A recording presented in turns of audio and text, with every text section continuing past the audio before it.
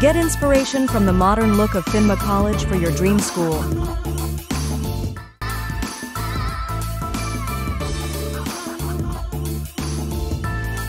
It is a modern school renovation,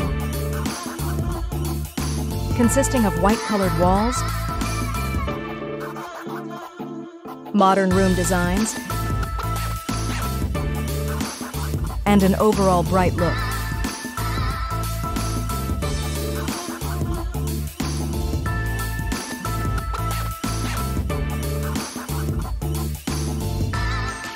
Demolition from 5th to 8th floor.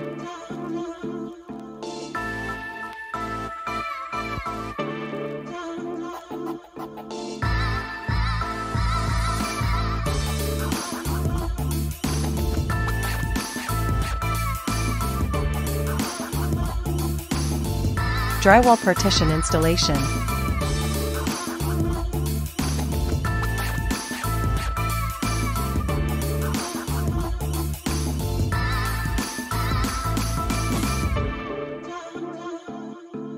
Window panel installation.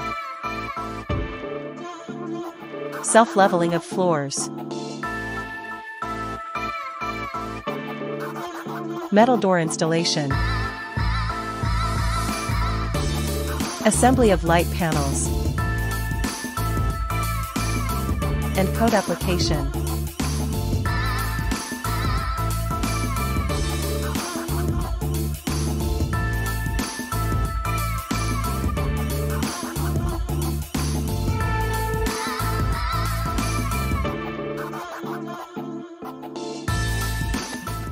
Good day, this is Architect Mikey, CEO of ITC. This is one of the classrooms and this is one of the least finished one.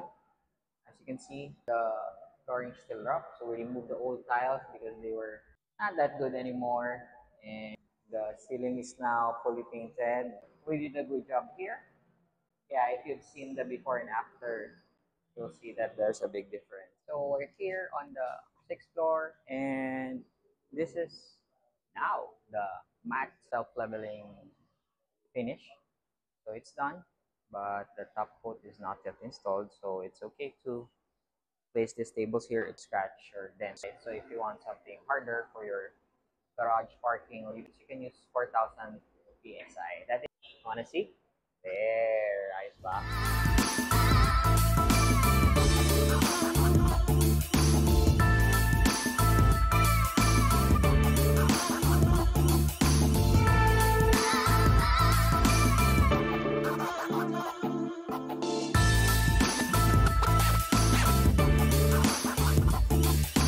Good morning, this is Architect Mikey of ITC and we're here on the 8th floor and this is our PAC project here in QC and this is the officer's room.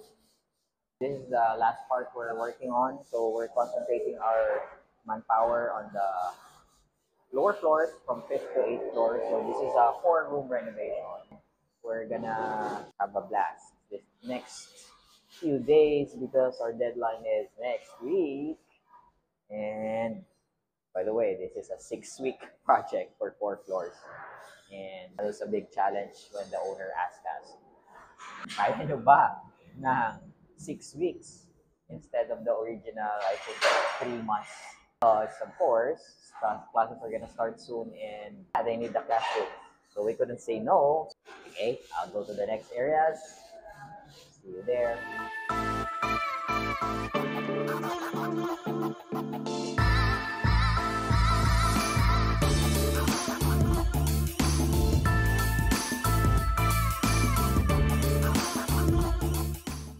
So this side is the elevator lobby and the fire exit. So I'm not sure if pinabo lang to or this is part of the original building, but sa mga takot sa heights, huwag na lang po kayo dumaan dito. Mag-stairs na lang po kayo. We protect the floor and wala naman masyadong gumagawa dito. So this one is enough. It's still 1/4 plywood, but for other areas that we need to protect, dapat po full balot. Yan, this one, pinagbigyan ko na sila.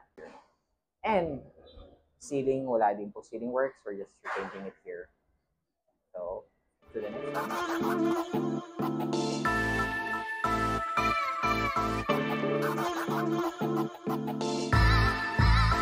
I'm Architect Mikey of ITC. This is PAC in QZ. And ito po ulit si Foreman Carlo po. Here in the 5, 6, 7, 8 floor. And may present po sa aming problem. Ano yung problema natin dito, Carlo, dun sa partition natin? Movable po yung ating partition. So, this classroom will be divided into 3. Convertible po siya. And hindi po natapat dito yung partition. But dito po, saka dito.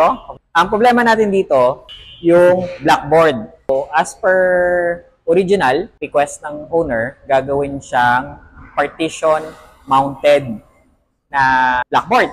Yes, sir. So, paano mo nga ba i-open and close yung partition kung meron kang blackboard na kakabit, di ba? Kasi ang blackboard, I think, for this one is at least 8 feet each. Ilang boards tayo dito? Oh, yes. Isang blackboard, isang whiteboard. Yes po. Paano mo naman gawin folding yung 16 feet na board? Sometimes, we suggest also, especially if wala namang dedicated na designer, and sometimes ganyan, renovate, repaint, ilamos, konting adjust. So, naisip namin, what if, lagyan na lang ng gulong yung blackboard, di ba? Hindi na ilipat-lipat kahit saan. So, dahil idea natin, pag nagustuhan ng owner, baka pwede natin ilibre yung gulong natin. Pwede, sir. Kesa naman, mahirapan tayong magkabit ng custom blackboard sa custom partition. Sabihin na natin 1 week gagawa, baka 3-4 na tao, di ba? Yes, sir. Pag nilagyan mo gulong yung blackboard, baka 2 tao isang araw lang. Ganun. So, mas mahal konti yung rollers, pero save tayo sa oras. Mga engineer, okay, ayos. Follow nyo na lang yung vlog niya. Bali, ano na po siya? 9.9 million followers. Wow. Sana Konting-konti na lang mag-celebrate tayong 10 million followers. Alright? Thank you. Bye.